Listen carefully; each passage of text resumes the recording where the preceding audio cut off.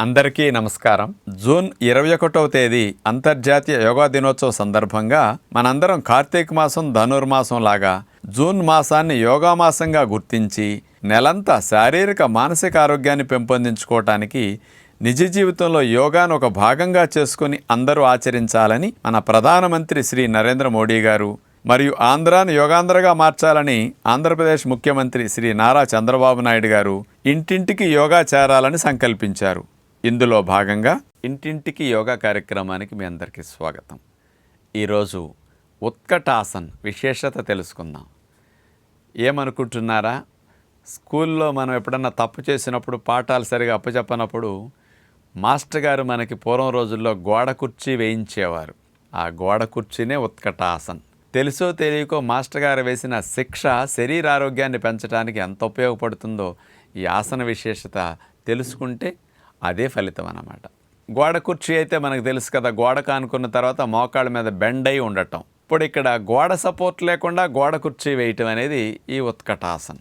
దీనివల్ల అండి అసలు మీరు పిల్లలకి ఇంట్లో ఏదైనా తప్పు చేసినప్పుడు ఇలాంటివి కనుక కాస్త ఆసనాలు పనిష్మెంట్గా చెప్పేసేయండి. ఒక 2 నిమిషాలు 4 నిమిషాలు గోడ కుర్చీ కనుక ఇంట్లో వేయించారంటే చాలు, వాడికి ఇండైరెక్ట్గా పెనాల్టీ వేసినట్టు అవుతుంది, పనిష్మెంట్ లాగా ఫలితం వచ్చేస్తుంది. ముఖ్యంగా పిక్కల కండరాలు బలపడటానికి, తొడల కండరాలు బలపడటానికి, మోకాలు జాయింట్ భాగం, కాలి గుత్తి భాగంలో, తొంటి భాగంలో ఉండే జాయింట్స్, లిగమెంట్స్, టెండన్స్ అవన్నీ మంచి దృఢంగా మారటానికి, మీ ఫిజికల్ స్టామినా బాగా పెరగటానికి గోడ కుర్చీ అద్భుతంగా ఉపయోగపడుతుంది. అంటే మనం రోజు ఈ ఉత్కటాసన గోడ కుర్చీలాగా భంగిమ పెట్టి అట్లా ఉండి ఒక 2 నిమిషాలు 3 నిమిషాలు అట్లా ఉండే కొద్దీ మీ కాళ్ళ స్టామినా బ్రహ్మాండంగా పెరుగుతుందన్నమాట. దీనివల్ల అడ్వాంటేజ్ ఏంటో తెలుసండి. అసలు మీరు మెట్లెన్ని ఎక్కినా మెట్లెన్ని దిగినా అస్సలు నొప్పి కాళ్ళల్లో రాదు. పొద్దునుంచి రాత్రి వరకు మీరు బరువులు ఎత్తుకుని తిరిగినా, నడిచినా, ఉద్యోగ వ్యాపారాల నుంచున్నా అసలు మీ కాళ్ళకి మంచి బలం చేకూరుతుంది. ఈ విధంగా కాళ్ళల్లో ఎప్పుడు పెయిన్ స్ట్రెయిన్ అనేది తెలియకుండా మీకు లెగ్ స్టామినా పెంచడానికి బెస్ట్ ఆసన్ ఉత్కటాసన్. నడుము లైన్గా పెట్టి మోకాళ్ళను బెండ్ చేసి అట్లా ఉంచే ఉత్కటాసన్ ఎలా చేయాలో ఇప్పుడు మనం చూద్దాం. ముందుగా ఉత్కటాసన్ మనం అలా స్ట్రైట్గా 2 కాళ్ళు దగ్గర పెట్టి నుంచున్న తర్వాత ముందుగా 2 చేతుల్ని అట్లా పైకి లేపాలి. గాలిని పీల్చుకుంటూ చేతుల్ని అట్లా పైకి లేపుతాం.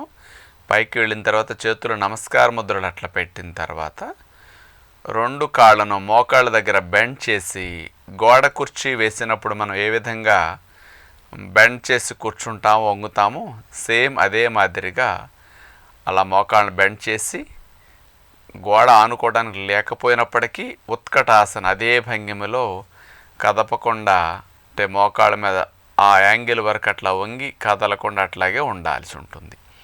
ఇలా ఒక 1/2 నిమిషమో కంటిన్యూస్గా ఉన్నప్పుడు మూత్రపు సంచి యొక్క కండరాలు, నరాల వ్యవస్థ అంతా కూడా మంచి బలాన్ని చేకూర్చుకునే అవకాశం ఉంటుంది.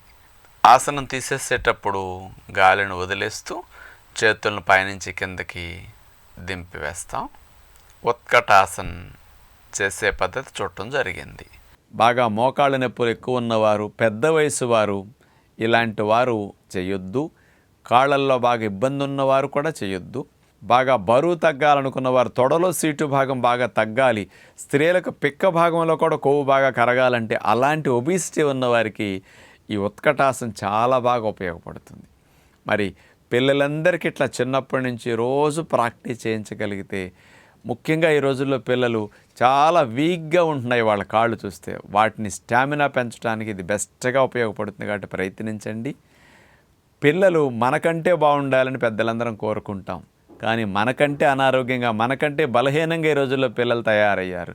దానికి కారణం కేవలం చదువు ఒకటే సరిపోతుంది అనుకుంటున్నాం, కానీ చదువుతో పాటు ఆరోగ్యం, ఆనందం కావాలని పేరెంట్స్ శ్రద్ధ పెడితే ఇలాంటి విద్యలు మానకుండా ప్రతినిత్యం అందిస్తాం బిడ్డలందరికీ. అలాంటి కార్యక్రమంలో భాగంగా మీరందరూ చూడండి, చేయండి, నలుగురికి ఇట్లాంటి వాటిని షేర్ చేయండి, వ్యాప్తి చేయండి అని విజ్ఞప్తి చేస్తూ నమస్కారం.